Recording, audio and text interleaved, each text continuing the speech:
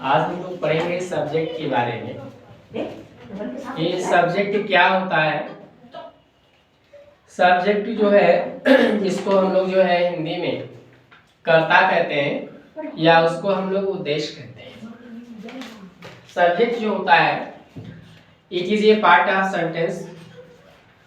ये जो है सेंटेंस का एक हिस्सा होता है एंड समथिंग इज सेड या told that is called subject and it में बी नाउन और प्रोनाउन। ये आपका नाउन भी हो सकता है और ये आपका प्रोनाउन भी हो सकता है।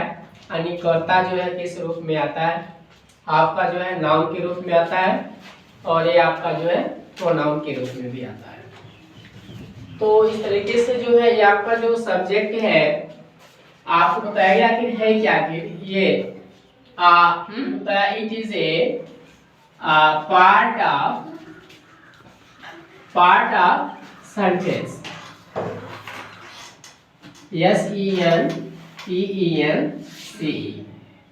ये it is a part of sentence and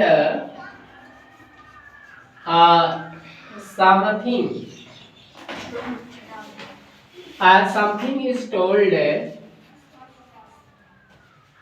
is called told is called subject. उसको क्या कहा जाता है, सब्जेक्ट कहते हैं। अब ये जो सब्जेक्ट है ये हो क्या सकता है, होता है कि इट मे बी नाउन और प्रोनाउन। ये आपका नाउन भी हो सकता है और ये आपका प्रोनाउन भी हो सकता है। तो इसी को हम लोग क्या कहते हैं, सब्जेक्ट कहते हैं। और फॉर एग्जांपल में आप देख सकते हैं इसको,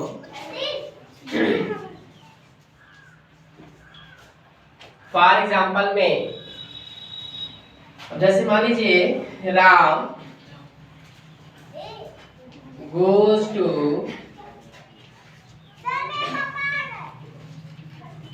school. Ram goes to school, ये आपका क्या है, यहाँ से यहाँ तक आपका सेंटेंस है। बट जो है हम पढ़ क्या रहे, हम लोग पढ़ रहे सब्जेक्ट के बारे में। तो अब इसमें जो राम है ये आपका सब्जेक्ट है, लेकिन ये जो है ये आपका नाउन है। तो सब्जेक्ट जो है आपका नाउन भी हो सकता है, आपका प्रोनाउन भी हो सकता है। और ये कलर वर्ड देख सकते हैं, मान लीजिए I go to home, I go to home. अब आई गो टू होम ये भी आपका यहाँ से यहाँ तक सेंटेंस है, वाक्य है। लेकिन यहाँ पे जो आई है आपका, ये जो है आपका सब्जेक्ट है, कर्ता है।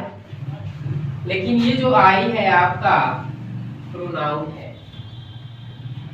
ये जो आई है आपका प्रोनाउन है। तो इस तरीके से हम लोगों ने ये देखा इसमें कि जो आपका सब्जेक्ट होता है वो आपका नाउन भी हो सकता है और इसके साथ आपका प्रोनाउन भी हो सकता है। इस तरीके से आपको बताया जा रहा था सब्जेक्ट के बारे में, सब्जेक्ट क्या है। तो ये जो सब्जेक्ट है सेंटेंस का जो है एक पार्ट होता है या भाग होता है। उसी को हम लोग क्या करते हैं, जो है आपका सब्जेक्ट होता है। इस तरीके से आपको बताया गया कि ये जो है आपका सब्जेक्ट है।